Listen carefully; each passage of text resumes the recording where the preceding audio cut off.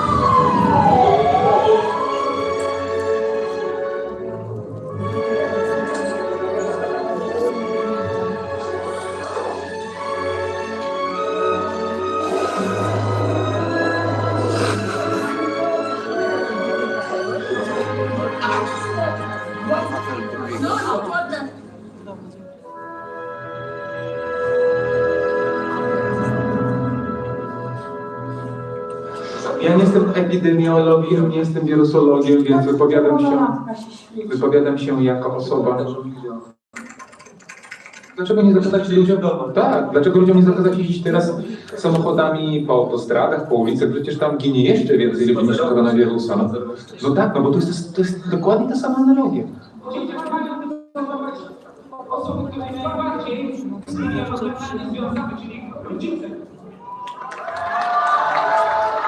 Mając 3 lata, a mój brat miał roczek, to już wtedy śpiewałam mu kołysanki.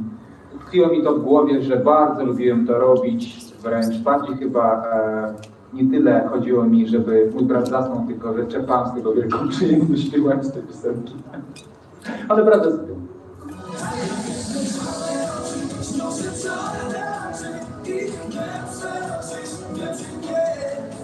Generalnie tematyką szczepień zainteresowałam się w momencie, kiedy się zaczęła cała ta, że tak powiem, pandemia. Policja informuje, mamy stan epidemii. Chroń siebie i innych. Zakrywaj usta i nos. Miałam do czynienia ze szczepieniami już wcześniej w swoim życiu, ale to były szczepienia przede wszystkim nieobowiązkowe. To była moja własna decyzja, ja zadecydowałam o tym. W tym przypadku to sprawa wygląda diametralnie inaczej, więc stąd moje takie zainteresowanie. Jakieś 10 lat temu miałem bardzo ciężki okres. Po wielkiej ilości koncertów byłem wyczerpany strasznie, więc zacząłem chorować. Ktoś mi polecił, żebym przyjął szczepionki. Ja zrobiłem serię szczepionek, po czym zorientowałem się, że tracę włosy. Zajęło mi to mniej więcej około 10 lat, żeby wyleczyć tą chorobę. Całkiem niedawno ja wyleczyłem tą chorobę. Druga rzecz, na którą zwróciłem uwagę, to dzieci rodziców. Historie tych dzieci są opisywane na stronach stopnowych. Straszne i makabryczne historie dzieci, które też zostały zaszczepione. I, as a parent of a child who has autism, I'm concerned, and I want to know the truth, and I'm not anti-vaccine. I want safe vaccines. Hey, Baba.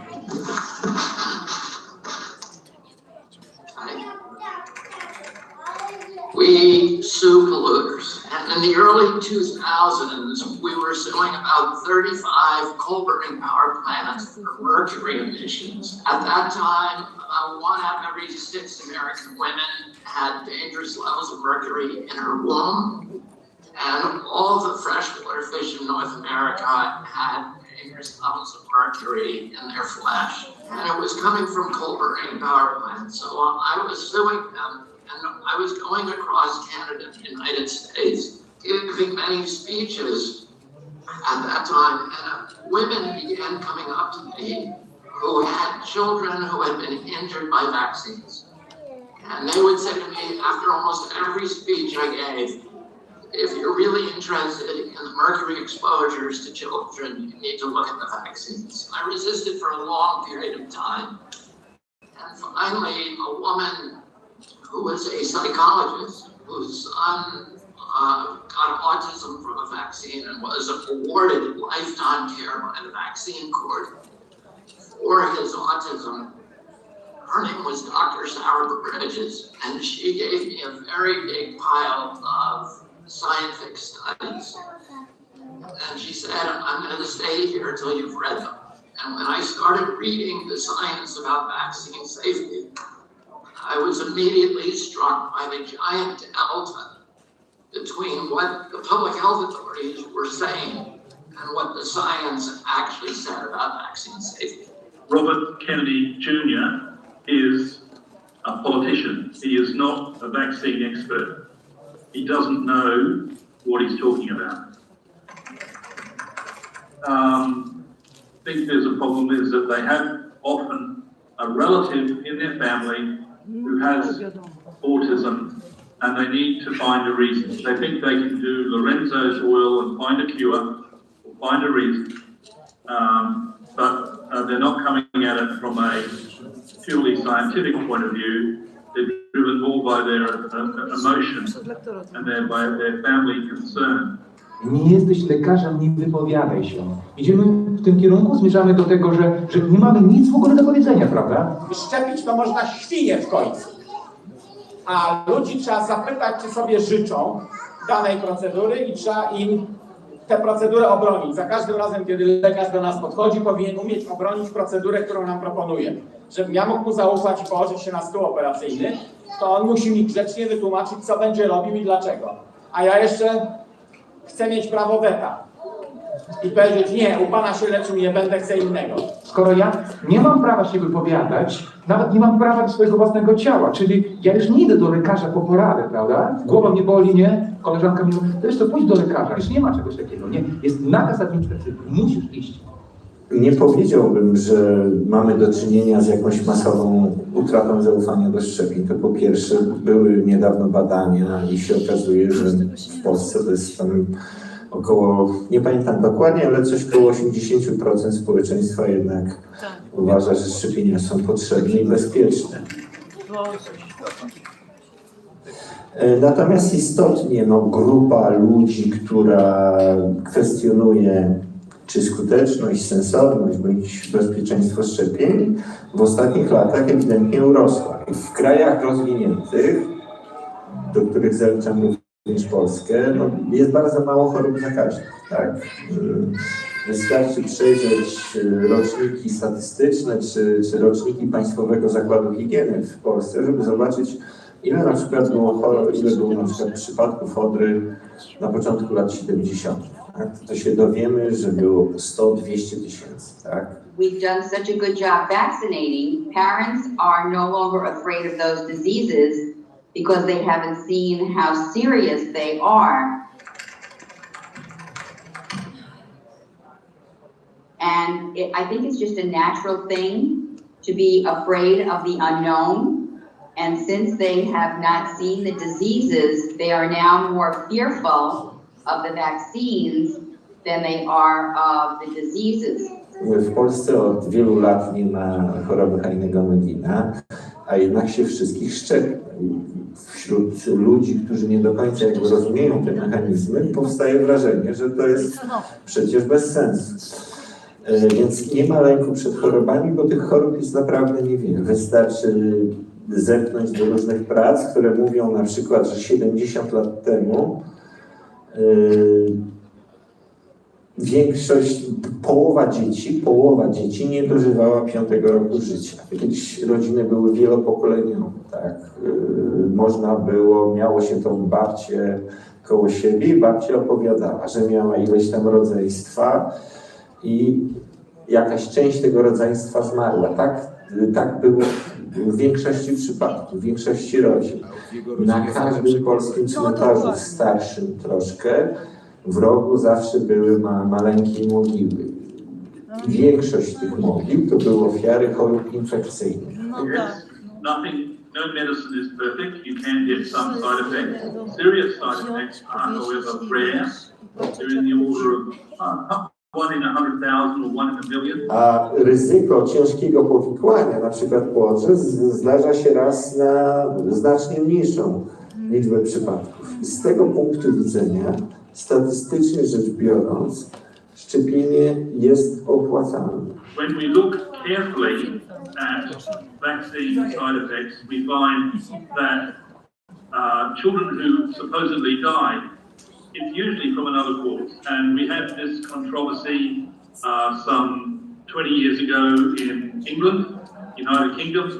And when you look at the causes of death, they're all not due to the vaccine or disease. They were due to cancer, motor vehicle accidents, totally unrelated. Zawsze śmierć to jest smutna rzecz, ale no niestety to warto to powiedzieć, bo jeśli ktoś wpadnie pod samochód po szczepieniu, to czy to będzie efekt szczepienia? Mam wrażenie, że są ludzie, którzy zawsze znajdą związek czasowy. You have to do constant surveillance of vaccinated populations to show how well the vaccine is tolerated. And then when there is a serious adverse event, like hospitalization or a death, it needs to be investigated carefully. And what we generally find is the two are not related. Those things that people see on the internet about ovarian failure and what are some of the other things? Diabetes, multiple sclerosis, all of those supposed side effects of vaccines have been discredited by good science. So it's less of a problem than you think.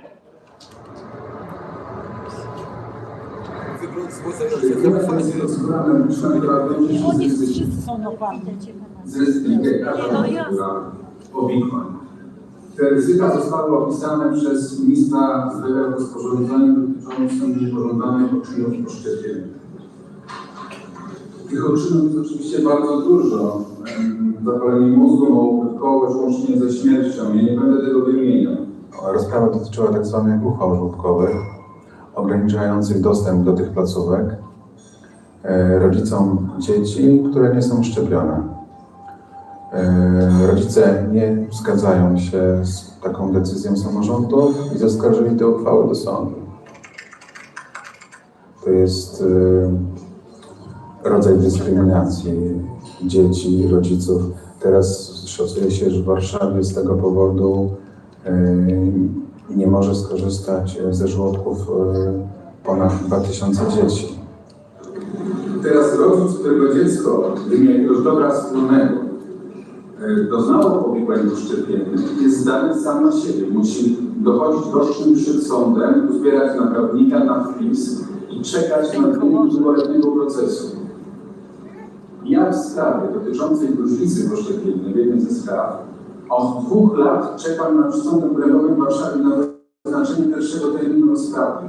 Przyczyną niepożądanego odczynu poszczepiennego może być na przykład reakcja osobnicza danego organizmu na szczepionkę.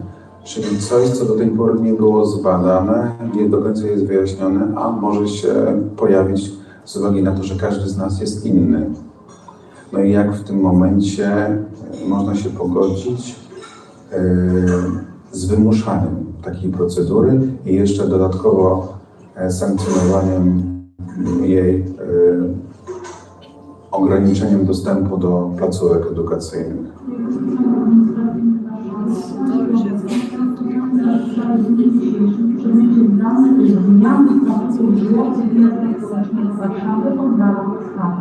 Przedstawia się argumenty, tak jak wczoraj, przedstawia się dokumenty i sąd tak jakby miał gotowe rozwiązanie na sprawę i w ogóle nie odnosi się do tych argumentów. W ogóle. Wygłasza swoje ustne motywy uzasadnienia, które w żaden sposób nie wiążą się z przedstawionymi argumentami na rozprawę. When polio vaccine was first licensed here in the United States, there was a bad lot of vaccine that was not weakened like it was supposed to be. So children died and children were paralyzed. That was a terrible thing to happen, and it decreases the confidence of the public in vaccines. Istnieje coś takiego w terminologii biznesowej jak dywersyfikacja ryzyka, czyli nie wkładamy wszystkich jajek do jednego koszyka, prawda? Jak możemy zaszczepić cały naród? Ja nie wiem, jak rządowi, tym ludziom, którzy są w Sejmie, prawda, przeszło coś takiego przez głowę, zaszczepić cały naród. Przecież my nawet nie wiemy, jakie mogą być konsekwencje, prawda? Wszyscy pamiętamy pandemię z okresu świńskiej grypy H1N1. Protection Agency say they have found a link between a vaccine used for swine flu and the sleeping disorder narcolepsy in children. Skoro uważacie, że jakaś procedura musi być obowiązkowa, a wiąże się z powikłaniami, to powinniście brać za nią pełną odpowiedzialność. We have a compensation program here in the United States. If a parent or a provider thinks that either they or their children were injured by a vaccine, they can apply to the United States, and it's a court system for compensation to care for their children. You don't have to prove 100% that it was the vaccine. If there's any kind of credible evidence that it may have been the vaccine, the parents are compensated. I teraz przymuszanie do wykonywania szczepień, które wiążą się z ryzykiem powikłań, między innymi takich, bez przewidzianego systemu odszkodowawczego, jest naruszeniem podstawowych praw człowieka. I don't blame the parents one bit for being uncomfortable with vaccination when you consider that their own government would not support them should something happen to their children. I had families who used to go back and forth between Poland and the United States, and I would tell them, let's get the vaccines done now before you leave, because I don't really trust the system in Poland for vaccinating the children. At the end of the day, the choice of vaccination must be with the parents, not with the government. The government do not own these children. They do not have to deal with the consequences of vaccine injury. It is the parents' choice and should always be the parents' choice. There is no place whatsoever in medicine for coercion and forcing people to take medications or vaccinations against their choice. Between a greedy corporation and a vulnerable little child is the mother. And now the legislatures who are taking money from the pharmaceutical industry are moving in to pass laws saying the mother cannot interfere with her child's vaccination.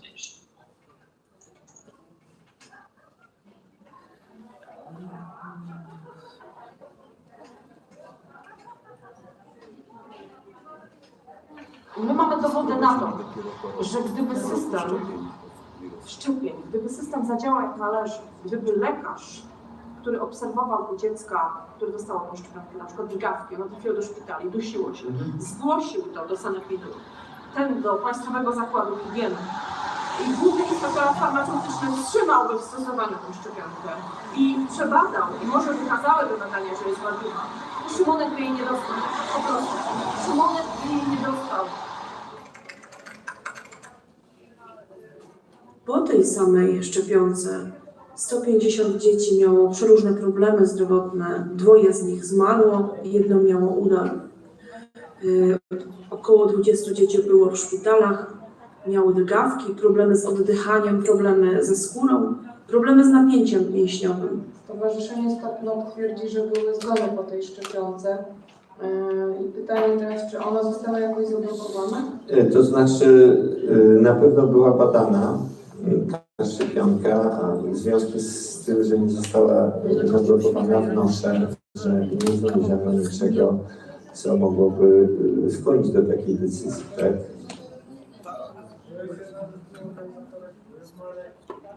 Nie ma głównego inspektora od roku 19. My je przekazujemy do prokuratury, także wkrótce, mam nadzieję, będą efekty. Natomiast te 116 zgłoszeń, my nie mamy też uprawnień, żeby zgłaszać działania niepożądane, natomiast zachęcamy rodziców i Państwo przyznaliście, że wzrosła liczba zarejestrowanych działań niepożądanych, odkąd Stowarzyszenie Stop NOP apeluje. To jest jeden z pozytywnych skutków działania Państwa organizacji, że jest na pewno większa świadomość społeczeństwa i więcej zgłoszeń działań niepożądanych. Która postawa jest antyzdrowotna? Czy tego lekarza, który wykonuje ślepo procedury medyczne obowiązujące w Polsce, na przykład przymuszając do wykonywania szczepień w pierwszej dobie u noworodka bez wykluczenia przeciwwskazań producenta, czy tego, który mówi ostrożnie ze szczepieniami w pierwszym okresie, w pierwszych 6 miesiącach, kiedy ta bariera jest nieszczelna, skoro nie ma badań potwierdzających bezpieczeństwo tych adiuwantów. Sprawy przeciwko lekarzowi Hubertowi Czerniakowi, obwinionemu że propaguje postawy antyzdrowotne na temat szkodliwości szczepień wykonywanych u dzieci do 6 miesiąca życia, uznaje za winnego popełnionego rodzaju przewinienia zawodowego i na mocy artykułu 83 ustęp 1 punkt 6 ustawy o lekarstwie wskazuje na karę zawieszenia prawa uprawiania zawodu na okres 1 roku. Pan doktor Czerniak nie podważał idei szczepień w ogóle jako szczepień, które są profilaktyką zwalczającą choroby zakaźne, tylko wskazywał na niebezpieczeństwa związane ze stosowaniem nieprzebadanych adiuwantów u noworodków i małych dzieci w okresie, kiedy jeszcze nie jest ukształtowana ich bariera krew-mózg i kiedy te związki neurotoksyczne w sposób bardzo łatwy mogą dostać się do organu, który jest szczególnie wrażliwy. Panu doktorowi zależało na tym, żeby rozprawa odbywała się w sposób jawny, nie miał nic do ukrycia.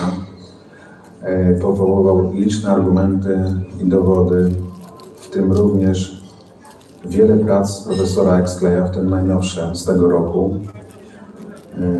Wszystkie wnioski dowodowe pana doktora Czerniaka zostały oddalone. One of the things that we excel at is measuring the aluminium content of human tissues, and specifically we do a lot of work on human brain tissues. So we've measured the aluminium content in more than,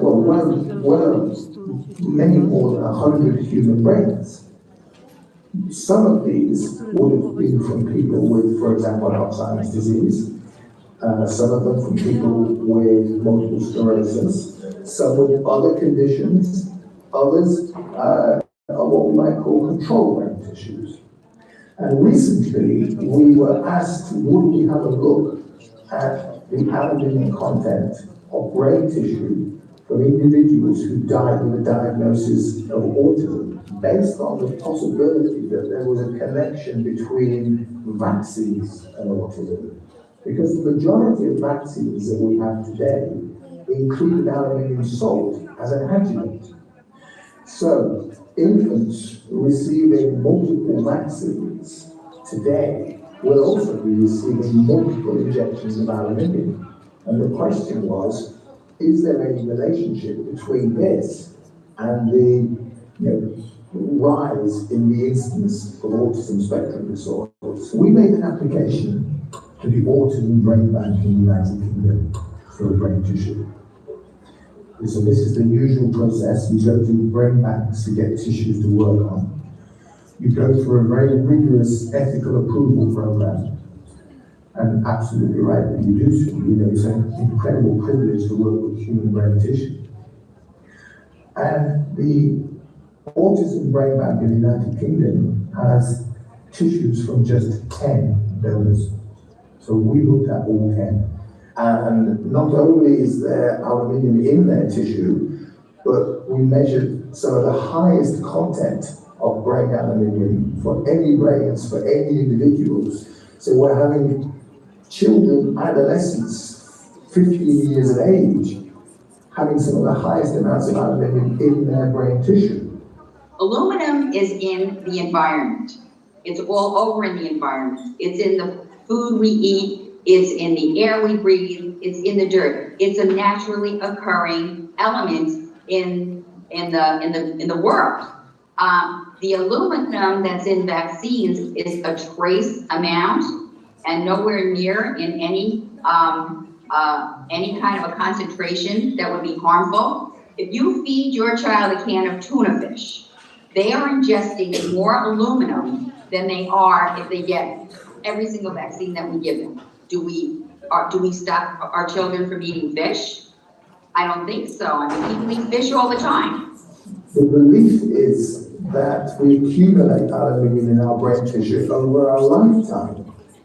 So we might expect if we reach the age of 80 or 90 or 100 to have a higher amount of aluminium in our brain simply by accumulation over a lifetime. But in this instance, we're talking about a situation where a young child has got similar amounts of aluminium in the brain. We needed to think, well, why could that be? What is the possible mechanism for that? There are no documented cases of aluminum poisoning from vaccines because it's trace element. It's a trace element. It's a naturally occurring element in the environment. So I don't believe that the aluminum has anything to do with any kind of side effects for vaccines. What you have to consider is something that every toxicologist should know. 1 + 1 is not 2, but is more than 2. I mean, if you have 2 poisons together, the addition of those 2 poisons has, as a result, a new poison that is more poisonous than the sum of the 2 poisons separate. Zdrowy rozum mi podpowiada, że branie szczepionek na wariata jest rzeczą szkodliwą, tak samo jak branie wielu leków różnych powoduje różne komplikacje, więc skutek uboczny, branie wielu szczepionek, prawda, co 1,5 roku, co 2 lata może wywołać straszne konsekwencje, prawda, więc to jest jakby na zdrowy rozsądek. No. Ja mogę tylko zapewnić rodziców, że pracując tutaj, gdzie pracuję, wiem, że szczepionki są naprawdę kontrolowane bardzo dokładnie i że są najbardziej kontrolowanym produktem leczniczym, jaki w ogóle jest na rynku. Stąd też na przykład pracownicy wykonujący badania, w ogóle zatrudnieni u nas w zakładzie, nie mogą mieć żadnych powiązań, czy to służbowych, czy to prywatnych, rodzinnych, z osobami pracującymi w firmach farmaceutycznych. All vaccines that we started to control, to check, to analyze 16 years ago are polluted by micro and nanoparticles. What we keep finding is particulate pollution. I mean, what we keep seeing is a lot of very small inorganic particles. They are made of stainless steel, they are made of tungsten, they are made of titanium. If you are so powerful to have us invited to Poland and we can have the possibility to analyze vaccines together with your scientists, we'll be very glad to do that. Jeśli chodzi o pana profesora Xleya, no to on miał swój dorobek i ma. Natomiast ci włoscy badacze, no nie mogę powiedzieć kto, ale te komentarze to naszej strony były takie już bardzo, bardzo niskie, że tak powiem. Nie posługują się badaniami, które są zwalidowane na poziomie międzylaboratoryjnym, bo sami deklarują, że nikt tego nie jest w stanie powtórzyć. Vaccine crisis that we're having now, the anti-vax crisis, relates back to Wakefield when he published that paper that said he found proof that the MMR vaccine caused autism. And since he's done that, he now lives in the United States. I don't think he really cares that he's lost his license in England because he's making a fortune. He lives in a mansion in Texas. Trade is an interesting word. What has happened to me is very similar to what has happened to many academics and physicians over the years when they have stepped out of line, when they've called into question either government policy on health or, in particular, pharmaceutical industry profiteering. It's not conspiracy theory, it's not framing, it's simply ruthless pragmatism. If you threaten my bottom line, my profit, then I will destroy you. And this happened most recently with Merck and Biox in Australia, where they threatened to seek out doctors and destroy them where they live. Those were the words of the Merck executives. I had a heart attack, I had triple bypass, I was in the hospital 10 times that summer, and I retired early. And all of that, I think, was caused by biotics. Drugmaker Merck agreed to the huge payout to end thousands of state and federal lawsuits in one of the largest drug settlements ever. My job was, as a physician, was to respond to the concerns of parents who said, my child was fine, and then they had this vaccine in many cases, and then they regressed. The Lancet paper was what is called a case series. Now, the way in which human diseases are first described is in a handful of patients who have the same presentation, the same signs, the same symptoms, the same findings when you investigate them. And they are so unusual and so novel that they merit publication in their own right. So the parents reported gastrointestinal problems, and investigating the children, we found that that was associated with an inflammatory bowel disease. That was very interesting. So when the parents say my child regressed after a vaccine, the parents weren't anti-vaccine. They took their children to be vaccinated on time. They did what the doctor told them to do, and they are merely reporting the consequence of that. The Lancet said, we have not proven an association between this syndrome and the vaccine. This requires further investigation. But that was enough to inflame the public health authorities, inflame the pharmaceutical industry to stop this research ever progressing.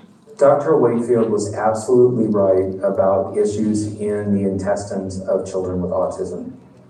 I know this actually from personal experience because my son has autism. He has also what's called intestinal dysbiosis. So he has many, many problems with his intestines. And when we treat those problems, then he is better and he is improving and his cognitive skills are improving. So that's even from a personal perspective. Recently, it has been discovered by multiple researchers at prestigious institutions in the UK and in the United States, including Harvard Medical School, that children with autism have severe gut problems and have severe gut inflammation. So, but the thing that is absent from all of these conversations about autism and gut issues is the fact that in 1998, 1996, up to the year 2000, this is exactly what Andy Wakefield found. Academic researchers always need money. Wakefield, for a long period of time, was dependent on the pharmaceutical industry for his support. He then realized that he needed more money to try and prove the theory he had about the cause of bowel disease, and he got money from lawyers who paid for this study. The allegation was that I was trying to make another vaccine against measles that would compete with MMR, put it out of business, and I would clean up and make a fortune. It was a wonderful idea. Unfortunately, I'm not that smart, okay? What we had was an extract of mother's breast milk called transfer factor. It was a theoretical concept that it boosted the immune system. So this was a natural product, a nutritional supplement that's freely available. And we wanted to use this to help boost the immune system of children against measles so that they could clear the virus from their bodies. For some reason, their immune system wasn't strong enough, wasn't good enough. And if we could give this extract of maternal breast milk, could we boost the immune system to get rid of it? But the problem with this compound, in terms of the allegation that it was a competitor to MMR, is it doesn't induce the right kind of immunity. It doesn't produce antibodies. Vaccines are judged in the marketplace, in public health, by virtue of their ability to produce antibodies against the infection. Transfer factor, our product, didn't do that. So it could never have competed with MMR in a population. It could never have been used to replace MMR vaccines.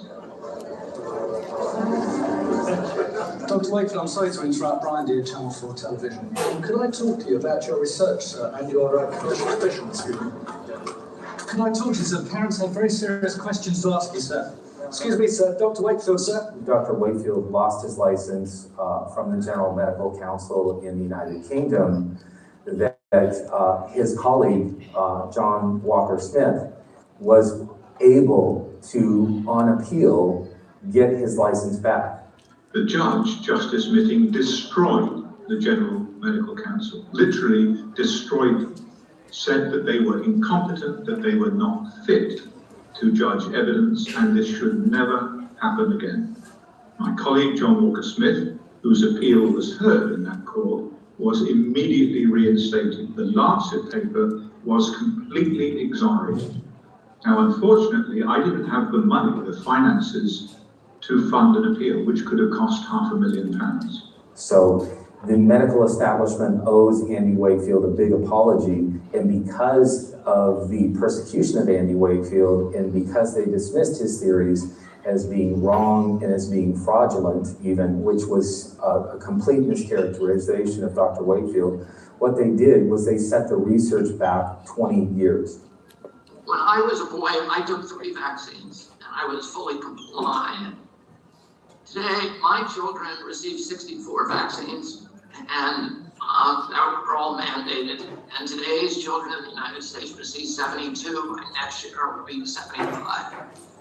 The industry is making billions of dollars because they have a product that there's no marketing required, no advertising cost. And you have to remember that all 4 of the companies that make all 72 of those vaccines, GlaxoSmithKline, Sanofi, Merck, and Pasteur, all of those companies are convicted felons. They have paid over $35 billion over the last 10 years in criminal penalties and fines and damages for their other medical products and other pharmaceutical products, for lying to lab regulators, defrauding regulators, falsifying science, and for killing many people.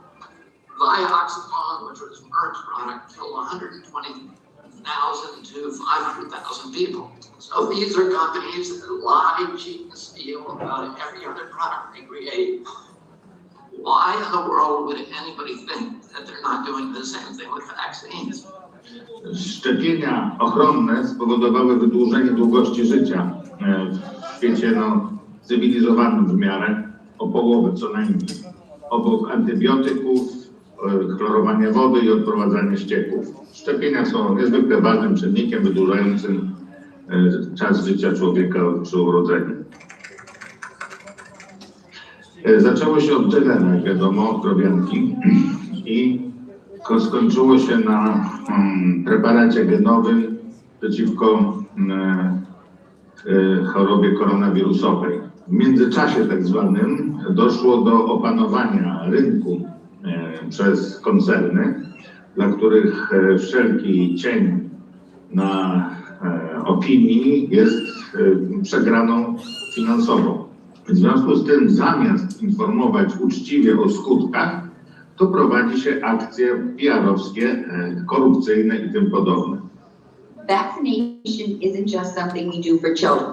Vaccination is something through the entire lifespan.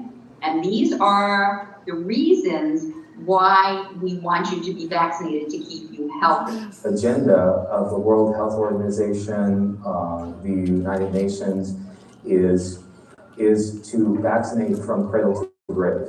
Just as a blanket for everybody, you can't go out of the house unless you're vaccinated. I don't really agree with that. I agree with in an outbreak, we have to look at things differently.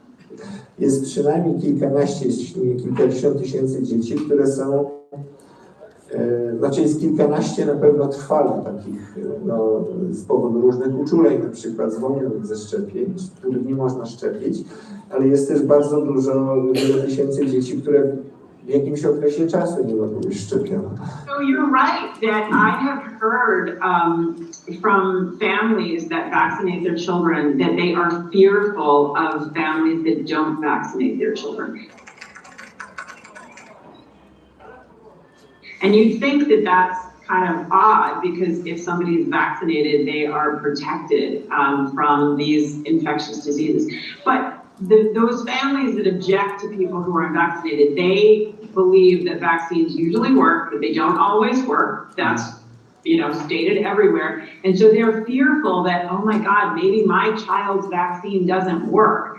And this unvaccinated child will have measles or mumps or rubella or chickenpox, and it'll be in the early stage of disease and it won't be detectable and they will infect my child. Suppose you're on chemotherapy or you have an autoimmune disorder like HIV and you can't be vaccinated with a live virus vaccine. I don't believe it's fair for someone to say, well, I don't feel like being vaccinated, so I'm going to go do what I want and possibly jeopardize the life of someone who has HIV. That's what herd immunity is, that those who can't be vaccinated rely on everyone else to be vaccinated so that the diseases are not introduced into the community and the person who can't be vaccinated is not at risk. Z tego punktu widzenia to nie jest to samo, co pójść do dentysty, czy nie pójść do dentysty. Nobody has the right to expose other people to vaccine preventable diseases.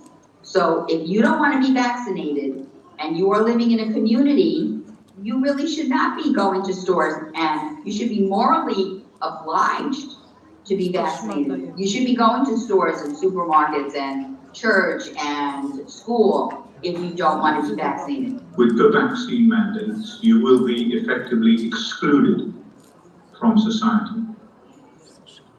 Where have we heard this before?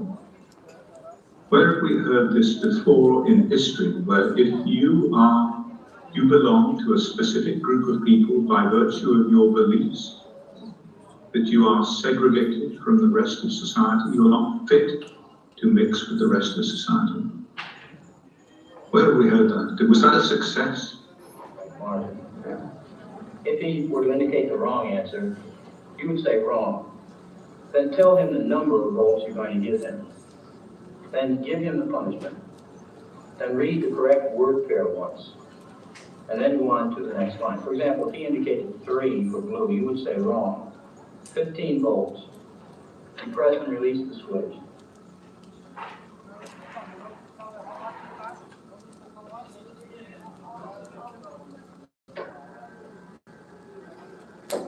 Wrong. 225 volts. The word is noise.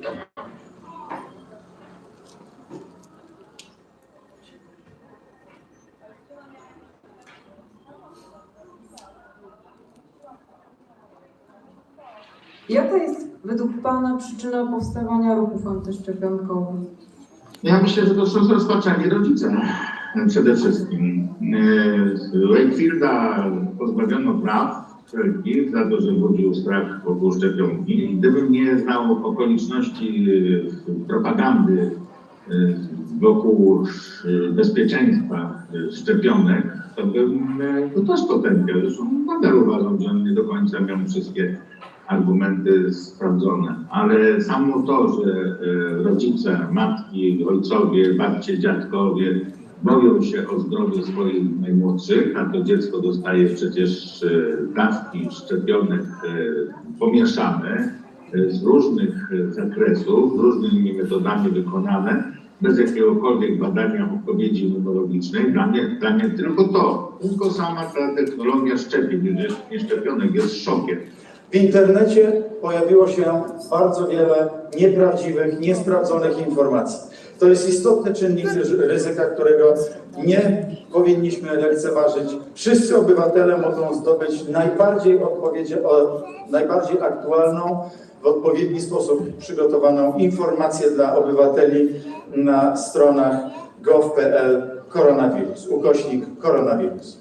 Chcę powiedzieć, że należy czytać ze zrozumieniem literaturę powszechną, jak też literaturę specjalistyczną, medyczną, z wielu dziedzin opisującą aktualny stan spraw. I tam wyraźnie mamy doniesienia dotyczące licznych ryzyk od samego początku, do których się przyznaje jeden, drugi, trzeci i czwarty producent. I pisze też w ulotkach część tego, co napisał w dokumentach rejestracyjnych, że na przykład na ciężarnym nie było badań, były na ciężarnych szczurzycach badania. Na szczurzycach, no ale przecież cykl rozrodczy szczurzycy jest krótszy i tak dalej. Jeśli chodzi o człowieka, wszelkie substancje, czynniki chemiczne, fizyczne i biologiczne są badane pod kątem wpływu na rozrodczość i na losy kolejnych pokoleń człowieka. Dlatego trwają te badania dziesiątki lat zanim się wyda zgodę na dopuszczenie do powszechnego użycia jakiegoś chemikalium czy jakichś innych rzeczy, które mogą szkodzić.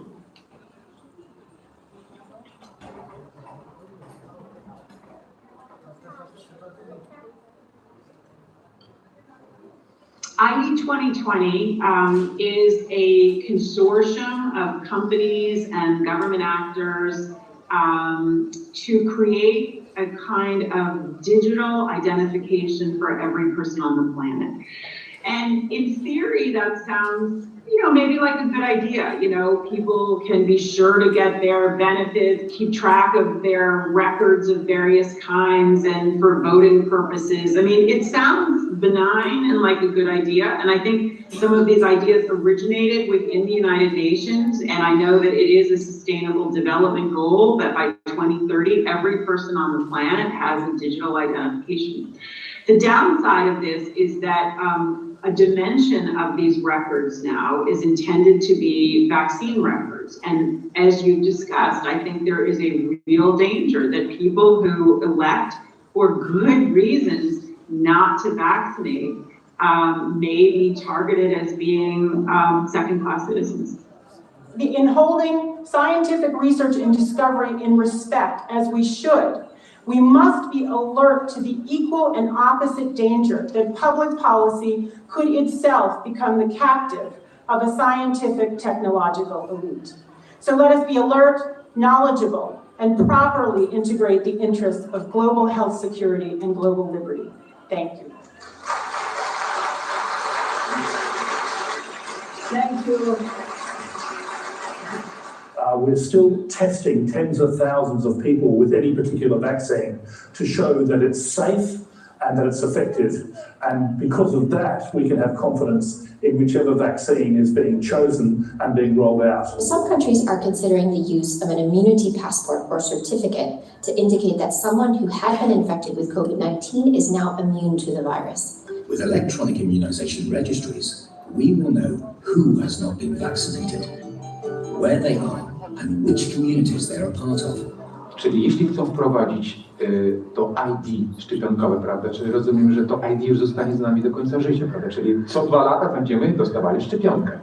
Nie wyobrażam sobie takiego życia. Będzie próbowało się wymuszać wykonywania szczepienia jak na największą skalę. They can enforce vaccination for adults by tying it to their ability to drive, their ability to work, their ability to get benefits from the government. 2 major Japanese airlines will launch trials of a digital certificate for coronavirus test result. So what happens is when you're preparing to travel, you'll say, I'm flying from London City Airport to New York. You'll pull out the Common Pass app. It will tell you that you have to fulfill particular requirements. When you have fulfilled all those criteria, it generates a QR code, which then you can show at the entrance to the airport, the aircraft. Nie będziesz mógł skorzystać z wakacji, albo nie będziesz mógł robić zakupów w sklepie wielkopowierzchniowym. And very, very soon, then it will become illegal to be unvaccinated in public places. Health Minister Christine Elliott gave some more details yesterday on just how it might work and where those restrictions might lift for you. It's going to be really important for people to have for travel purposes, perhaps for work purposes, for going to theaters or cinemas or any other places where people will be in closer physical contact. Pytanie jest, czy paszport wydany w Niemczech na Pfizerowską, czy Moderny szczepionkę w Stanach będzie respektowany w państwie środka i odwrotnie, czy kiedy Chińczyk przyjedzie z paszportem pokazującym, że został Sinovakiem zaszczepionym, zostanie wpuszczony do Wielkiej Brytanii czy do Niemiec, a jeszcze do tego Rosjanin może się zjawić z paszportem na Sputnik V. It is completely wrong not to give people a choice as to whether they choose vaccination or not.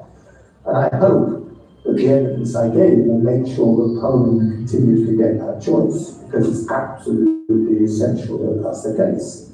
If these levers of global power fall into the wrong hands or they're used for illicit ends, it's devastating. I very strongly believe that they're looking at vaccinating individuals and tying their vaccination status directly to the identification. So then officials will know who is vaccinated, who is unvaccinated, and they can treat the unvaccinated population almost like second-class citizens.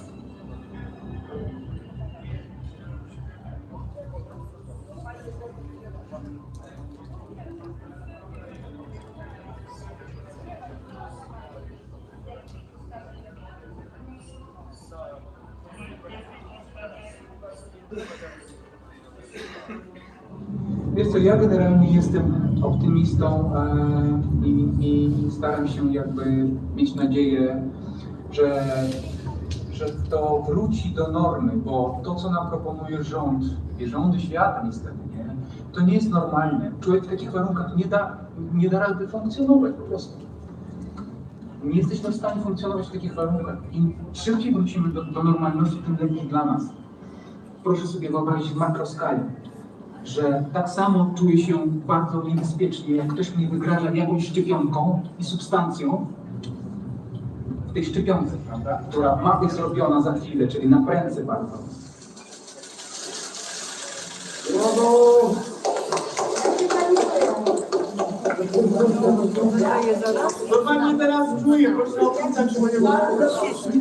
Tak samo mam podobny odruch, że muszę być ostrożnym i muszę w jakiś sposób się zabezpieczyć, prawda, przed czymś takim, bo mogą być osoby, które źle mi życzą kosztem mojego zdrowia, prawda, chcą się wzbogacić, prawda, bo wszyscy wiemy, że firmy farmaceutyczne mają ogromne zyski na zarabianiu tych szczepionek, prawda, wszyscy o tym doskonale wiemy, więc dlaczego ludzie, gdzie w grę wchodzą ogromne pieniądze, prawda, mieliby się troszczyć o nasze zdrowie? Władze Stanów Zjednoczonych, a więc mogę je niejako zacytować, przytoczyły przykłady różnych fejkowych kont na Twitterze, na Instagramie czy Facebooku, pochodzenia rosyjskiego, jak to zostało powiedziane, różne trolle, różni pseudointernauci, którzy po prostu sieją niepokój, po prostu starają się zburzyć profesjonalne podejście do zaadresowania tego problemu. Na tą szczepionkę będą dowody po pewnym okresie obserwacji. Tak, są. Wszystkie związane z procedurą rejestracji leków, niezbędne procedury i przez najtrudniejszy łańcuch decyzyjny, bo Food and Drug Administration, czyli amerykańska instytucja, która rejestruje leki i szczepionki, jest instytucją nieprzekupną, naprawdę niesprawdzonych i bezpiecznych leków. Mamy do czynienia z eksperymentem już nie na szczurzycach, ale na ludziach. To powiedzmy sobie szczerze, w sposób bezmyślny można nazwać tę rzecz, dlatego że albo ci, którzy ryzykują tą sprawę, są pewni bezkarności, to tylko wyświadczyło, że będą nasilać terror, albo są na tyle głupi, że myślą, że komuniści jest dżungla amazońska, kiedy zaczną się w tej sprawie bunty. Panie prezesie, pierwsze szczepienie za nami, ale jak wygląda w tej chwili logistyka, jeżeli chodzi o inne szpitale? Bo tutaj z niewielkim poślizgiem, ale to się udało, bo to z tymi 70 mamy To dystrybucja idzie zgodnie z planem. Dostajemy na bieżąco informacje o kolejnych szpitalach, które odbierają szczepionki i już zaczynają przygotowywać się do tego pierwszego szczepienia. Jeśli my wszyscy wiemy, że szczepionka, żeby była dobra i skuteczna, musi być testowana, to przez wiele lat, to pojawia się ryzyko, prawda? A tam, gdzie jest ryzyko, musi być wybór. Dla mnie to jest proste. I nie ma mowy w ogóle o żadnej solidarności, bo przez mówienie w taki sposób ja wyczułam po prostu manipulację. To jest manipulacja.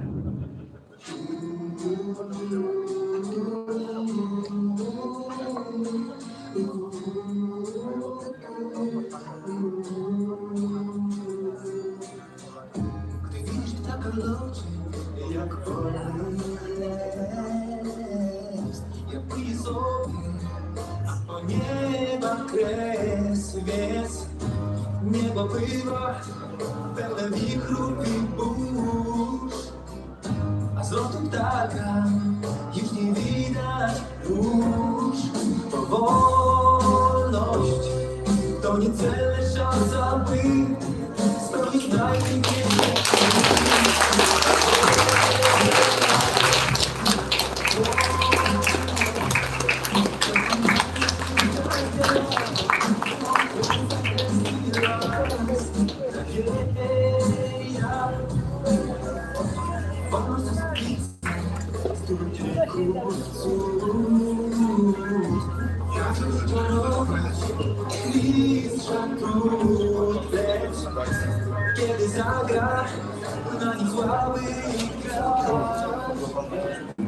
Dziękuję, zdaję sobie sprawę, że ten przekaz był marnej jakości, no ale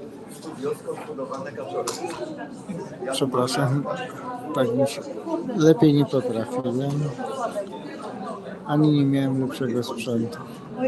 Dziękuję. Granatowa.